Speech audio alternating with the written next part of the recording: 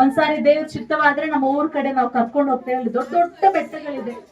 ನಂದಿ ಬೆಟ್ಟನ ದಾಟಿ ಹೋಗ್ಬೇಕು ನಮ್ಮ ಅತ್ತೆ ಮನೆ ಕಡೆ. ಓಕೆ, ಕೈ ಕೆಳಗಡೆ ಇಳಿಸಿ, ಕೈ ಕೆಳಗಡೆ ಇಳಿಸಿ. ಸರಿ, ಒಂದು ಸಾರಿ ಏನಾಯ್ತಂತೆ, ಎಲ್ಲ ಮಕ್ಳು ಕೇಳಿಸ್ಕೊಳ್ಬೇಕು, ಅಲ್ಲಿ ಎರಡು ಎರಡು ಬಲವಾದ ಕಲ್ಲುಗಳಿದ್ವಂತೆ.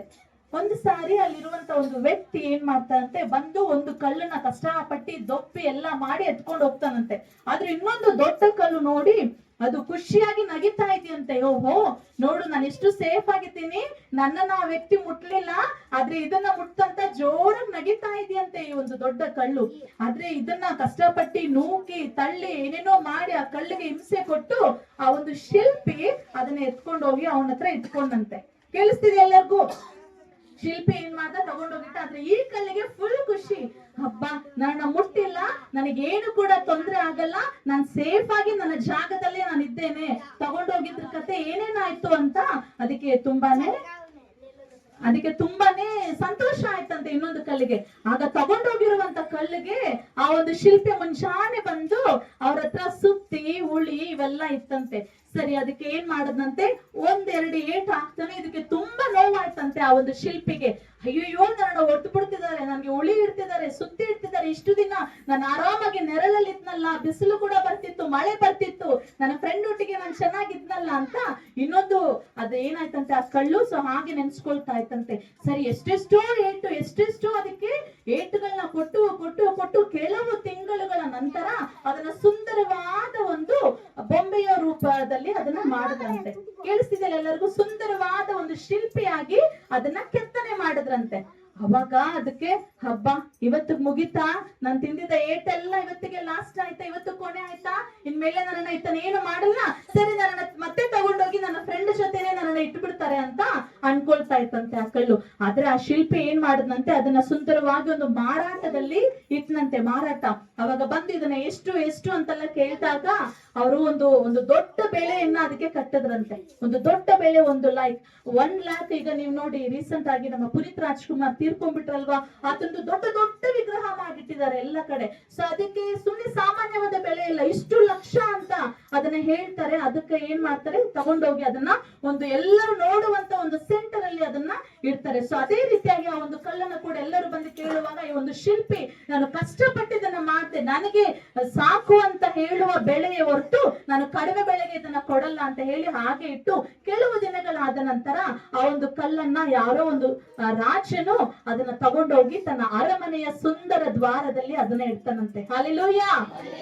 ಅವಾಗ ಈ ಕಳ್ಳುಗೆ ಸರಿ, ನಾನು ಇಷ್ಟು ದಿನ ಎಲ್ಲೋ ಬೆಟ್ಟ ಗುಡ್ಡಗಳಲ್ಲಿ, ಎಲ್ಲೋ ಮುಳ್ಳು ಕಳ್ಳುಗಳ ಮಧ್ಯದಲ್ಲಿ ನಾನಿದ್ದೆ, ಆದ್ರೆ ಈಗ ನಾನು ಸುಂದರವಾದ ಒಂದು ರಾಜನ ಅರಮನೆಯ ಒಂದು ದ್ವಾರದಲ್ಲಿ ನಾನಿದ್ದೇನೆ ಎಂಬುದಾಗಿ ತುಂಬಾ ಸಂತೋಷ ಆಯ್ತಂತೆ. ಸರಿ, ಅದಕ್ಕೆ ಓಕೆ, ನಾನು ಇವಾಗ ಒಂದು ಸೆಟ್ಲ್ ಆಗಿದ್ದೇನೆ, ನಾನೀಗ ಒಂದು ಕಡೆ ಇದ್ದೇನೆ ಅಂತ ಆ ಕಲ್ಲಿಗೆ ತುಂಬಾ ಸಂತೋಷವಾಯ್ತಂತೆ. ನಂತರ ದೊಡ್ಡ ಒಂದು ಔತಣವನ್ನ ಸಿದ್ಧಪಡಿಸಿದ್ರಂತೆ ಯಾರು? ರಾಜನು. ಆಗ ಅಲ್ಲಿ ಬಂದಂತ ಎಲ್ಲರೂ ಕೂಡ, ಸಾಮಾನ್ಯವಾದವರು ನಾವು ಹೋಗ್ಲಿಕ್ಕಾಗುತ್ತಾ ರಾಜನ ಮನೆಗೆ? ಆಗುತ್ತಾ? ಏನೋ ಹಬ್ಬ ಇದ್ರೆ ಹೋಗ್ತೇವಲ್ವಾ? ಸೊ ಆತರ ನಮ್ಮ ಪುಟ್ಟ ಮಕ್ಕಳು, ನಮ್ಮ ದೊಡ್ಡವರು ಎಲ್ಲರೂ ಕೂಡ ಅಲ್ಲಿಗೆ ಹೋಗಿ ನೋಡುವಾಗ ಆ ಒಂದು ಕಲ್ಲನ್ನ ಅದೊಂದು ಸೆಂಟರ್ ಆಫ್ ಅಟ್ರಾಕ್ಷನ್ ಆಗಿತ್ತಂತೆ, ಮಧ್ಯದಲ್ಲಿ ಅದೊಂದು ಆಕರ್ಷಣೆ ತರುವಂತದ್ದಾಗಿತ್ತಂತೆ. ಎಲ್ಲರೂ ಅದ್ರ ಹತ್ರ ಬಂದು ತುಂಬಾ ಸುಂದರವಾಗಿದೆ ಅಂತ ಅದ್ರ ಪಕ್ಕದಲ್ಲಿ ನಿಂತ್ಕೊಂಡು ಒಳ್ಳೆ ಒಳ್ಳೆ ಫೋಟೋಗಳನ್ನ ಹಿಡ್ಕೊಳ್ತಾ ಇದ್ರಂತೆ. ಹಲ್ಲೆಲೂಯಾ. ಈ ತರ ಫೋಟೋ ಹಿಡ್ಕೊಳ್ಳುವಾಗ ಆ ಕಲ್ಲಿಗೆ ತುಂಬಾ ಖುಷಿ ಆಗ್ತಿತ್ತಂತೆ. ಅಯ್ಯೋ, ನಾನು ಎಲ್ಲೋ ಇದ್ನಲ್ವಾ, ಈಗ ಏನಪ್ಪಾ, ಚಿಕ್ಕ ಮಗು, ದೊಡ್ಡವರು, ರಾಜರು ಕೂಡ ನನ್ನ ಪಕ್ಕದಲ್ಲಿ ಬಂದು ನಿಂತುಕೊಂಡು ನನ್ನೊಟ್ಟಿಗೆ ಫೋಟೋ ತೆಗೆದುಕೊಳ್ಳುತ್ತಿದ್ದಾರಂತ ತುಂಬಾ ಖುಷಿ ಆಯ್ತಂತೆ. ಅವಾಗ ಆ ಕಲ್ಲಿಗೆ ಯಾವ ಕಲ್ಲು ನೆನಪಾಯ್ತಂತೆ? ತನ್ನ ಒಂದು ಜೊತೆಲಿದ್ದಂತ ಸ್ನೇಹಿತ ನೆನಪಾಗಿ, ಓಹೋ, ನಾನು ಅವಾಗ ಹತ್ಕೊಂಡೆ, ನಾನು ಕಷ್ಟಪಟ್ಟೆ, ನಾನು ಅಲ್ಲೇ ಇದ್ದಿದ್ರೆ ಚೆನ್ನಾಗಿರ್ತಿತ್ತು ಅಂತ ನಾನು ಅನ್ಕೊಂಡೆ, ಆದ್ರೆ ಈಗ ನಾನು ಪಟ್ಟ ಕಷ್ಟ, ನನ್ನ ಮೇಲೆ ಅವರು ಮಾಡಿದ ಪ್ರಯೋಗ, ಇಟ್ಟಂತ ಸುತ್ತಿ ಉಳಿ, ಇದೆಲ್ಲದಕ್ಕೂ ಕೂಡ ಇದು ಒಳ್ಳೆ ಒಂದು ರೀಸನ್ ಎಂಬುದಾಗಿ ಆತ ತಿಳಿದು ತುಂಬಾ ಸಂತೋಷ ಪಡ್ತಂತೆ. ಹಲ್ಲೆಲೂಯಾ. ಏನಕ್ಕೆ ನಾನು ಇದನ್ನ ಹೇಳಿದೆ ಅಂದ್ರೆ ಪ್ರಿಯರೇ, ನಮ್ಮ ಜೀವಿತದಲ್ಲಿ ಎಷ್ಟೋ ಸಾರಿ ನಾವು ಏಸಪ್ಪನ ನಾವು ನಂಬಿದ್ದೇವೆ. ಯಾರೆಲ್ಲ ಏಸಪ್ಪನ ಮನಪೂರ್ವಕವಾಗಿ ನಂಬಿದ್ದೀರಾ? ಎಲ್ಲ ಒಂದ್ಸಾರಿ ಕೈ ಎತ್ತೀರಾ? ಎಲ್ಲರೂ ಹಲ್ಲೆಲೂಯಾ ಹೇಳ್ತೀರಾ? ನೀವೆಲ್ಲರೂ ಏಸಪ್ಪನ ನಂಬಿದ್ದೀರಾ ಪ್ರಿಯರೇ? ವಾಕ್ಯವನ್ನ ಇಷ್ಟೊತ್ತು ನೀವು ಕೇಳಿಸಿಕೊಂಡ್ರಿ, ಬುದ್ಧಿಯುಳ್ಳ ಸ್ತ್ರೀ ತನ್ನ ಮನೆಯನ್ನ ಕಟ್ಟಿಕೊಳ್ಳುವಳ ಎಂಬುದಾಗಿ. ನಾವು ಏಸಪ್ಪನ ನಂಬಿದ್ದು ಮಾತ್ರವಲ್ಲ, ಕಷ್ಟ ಬಂದ್ರು, ನಷ್ಟ ಆದ್ರೂ, ಏನೇ ಆದ್ರೂ ನಾವು ಹಿಂತಿರುಗಿ ನಾವು ನೋಡಬಾರದು. ನಾವು ಗಾಡಿ ಓಡಿಸುವಾಗ ನಾವ್ ಎಲ್ಲಿ ನೋಡ್ತೇವೆ? ನಾವು ಮುಂದೆನೆ ನೋಡಿಕೊಂಡು ನಾವು ಓಡಿಸ್ತೇವೆ. ಒಂದು ವೇಳೆ ಹಿಂದೆ ನೋಡಿದ್ರೆ ನಾವು ಓಡಿಸ್ಲಿಕ್ಕೆ ಆಗುತ್ತಾ? ಇಲ್ಲ. ಯಾರೋ ಒಂದು ಬಂದು ಗೊತ್ಬಿಡ್ತಾರೆ, ನಾವು ಅಲ್ಲೇ ಏನಾಗ್ತೇವೆ ಗೊತ್ತಿಲ್ಲ. ಸೊ ಯಾವಾಗಲೂ ನಮ್ಮ ದೃಷ್ಟಿ ನೇರವಾಗಿ ನಾವು ಹೋಗಿ ತಲುಪಬೇಕಾಗಿರುವಂತ ಸ್ಥಳದಲ್ಲಿ ನಮ್ಮ ದೃಷ್ಟಿ ಇದ್ದಾಗ ಮಾತ್ರ ನಾವು ಗೆಲ್ಲಲಿಕ್ಕೆ ಸಾಧ್ಯ. ಹಲ್ಲೆಲೂಯಾ. ಎಲ್ಲರೂ ಹಾಗಾದ್ರೆ ನೀವು ಮುಂದೆ ಇಟ್ಟಂತ ಹೆಜ್ಜೆನ ಇನ್ನು ಮುಂದೆನೆ ಇಟ್ಕೊಂಡು ಹೋಗ್ಲಿಕ್ಕೆ ಇಷ್ಟಪಡ್ತೀರಾ? ಇಲ್ದಿದ್ರೆ ಮತ್ತೆ ಹಿಂದೆ ಹಾಕ್ತೀರಾ? ಹೇಳ್ಬೇಕೆಲ್ಲರೂ. ಎಸ್, ನಾನು ಏನ್ ಮಾಡ್ತೇನೆ? ಮುಂದೆನೆ ಹೋಗ್ತೇನೆ. ಯಾರನ್ನ ಹಿಡ್ಕೊಂಡು ನಾನು ಮುಂದೆ ಹೋಗ್ತೇನೆ? ಏಸಪ್ಪನ ಹಿಡ್ಕೊಂಡು ನಾನು ಮುಂದೆ ಹೋಗ್ತೇನೆ. ಏನೇ ಕಷ್ಟ ಬರ್ಲಿ, ಏನೇ ನಷ್ಟ ಆಗ್ಲಿ, ನಾನು ಮತ್ತೆ ಹಿಂತಿರುಗಿ ನಾನು ಹೋಗಲ್ಲ. ಇದೇ ರೀತಿ ನಾವು ಬೈಬಲ್ ಅಲ್ಲಿ ರೂತಲ್ ಅನ್ನುವಂತ ಸ್ಟೋರಿಯನ್ನ ನಾವು ನೋಡ್ತೇವೆ. ಗೊತ್ತಿದೆ ನಿಮ್ಮೆಲ್ಲರಿಗೂ ರೂತಲ್ ಬಗ್ಗೆ? ಕೆಲವೊಬ್ಬರಿಗೆ ಗೊತ್ತಿರಬಹುದು. ನಾನು ಸ್ವಲ್ಪ ಒಂದು 5 ನಿಮಿಷ ಮಾತನಾಡಿ ಇದನ್ನ ನಾನು ಮುಕ್ತಾಯ ಮಾಡಿ ಮತ್ತೆ ನಮ್ಮ ಪಾಸ್ಟರ್ ಕೈಯಲ್ಲಿ ನಾನು ಮೈಕ್ ಅನ್ನು ಕೊಡ್ಲಿಕ್ಕೆ ನಾನು ಇಷ್ಟಪಡ್ತೇನೆ. ಸಿದ್ಧವಿದ್ದರೆ ಒಂದು 5 ನಿಮಿಷ? Yes, hallelujah. ಓಕೆ. ಒಂದು ಸಾರಿ ಏನಾಯ್ತಂತೆ, ನವೋಮಿ ಅನ್ನೋರಿಗೆ 2 ಸೊಸೆಯರು ಇರ್ತಾರೆ. ಒಬ್ಬರು ರೂತಳು ಮತ್ತೆ ಇನ್ನೊಬ್ಳು ಓರ್ಫಳು ಎಂಬುದಾಗಿ. ನವೋಮಿ ತನ್ನ ಸ್ವದೇಶವನ್ನ ಬಿಟ್ಟು, ಅಲ್ಲಿ ಬರಗಾಲ ಜಾಸ್ತಿ ಇತ್ತಂತ ತಿಳಿದುಕೊಂಡು ಆಕೆ ಬೇರೆ ಕಡೆ ಬರ್ತಾಳೆ. ಇಲ್ಲಿ ಬರಗಾಲವಿಲ್ಲ, ಇಲ್ಲಿ ರೇಷನ್ ಎಲ್ಲ ಚೆನ್ನಾಗಿ ಸಿಗ್ತಾ ಇದೆ ಅಂತ ಆ ಸ್ಥಳಕ್ಕೆ ಬಂದಾಗ ಏನಾಯ್ತಂತೆ, ತನ್ನ ಮಕ್ಕಳಿಗೆ ಮದುವೆ ಎಲ್ಲ ಮಾಡಿ ಕೊಟ್ಟಾಗ, ಸೊ ಕಾಲ ನಂತರ ಅವರು ಚೆನ್ನಾಗಿದ್ರು, ಆದ್ರೆ ತನ್ನ 2 ಗಂಡು ಮಕ್ಕಳು ಮತ್ತೆ ತನ್ನ ಯಜಮಾನನು ಕೂಡ ಅಲ್ಲಿ ಸತ್ತೋಗ್ಬಿಡ್ತಾರೆ. ಸತ್ತೋದ ಮೇಲೆ ಏನಾಯ್ತು ಗೊತ್ತಾ?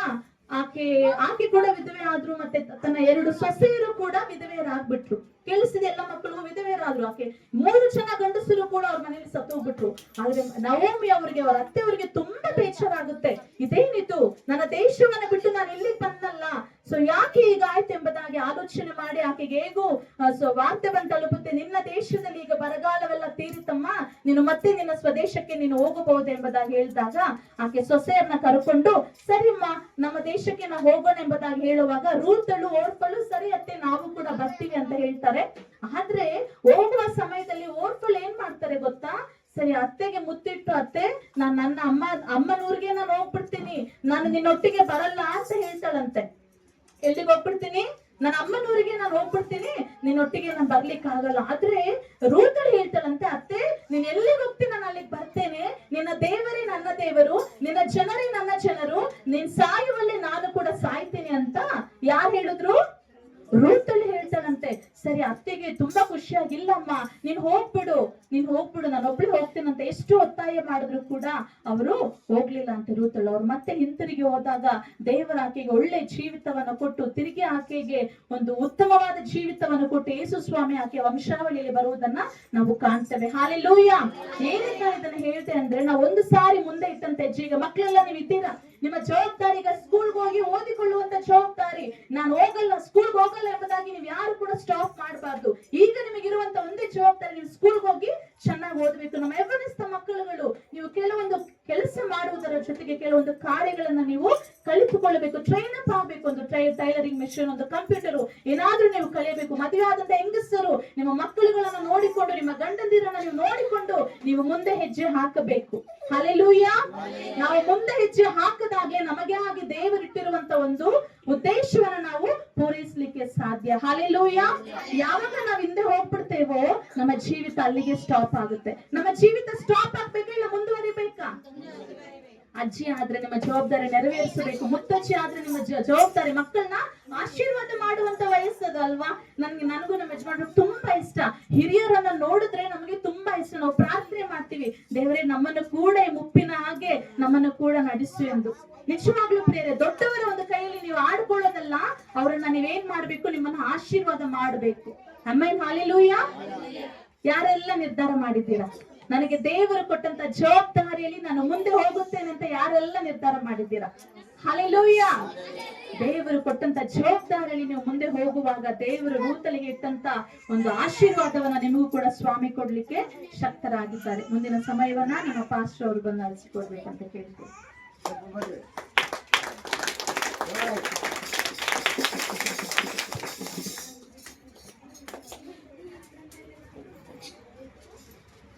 Hallelujah.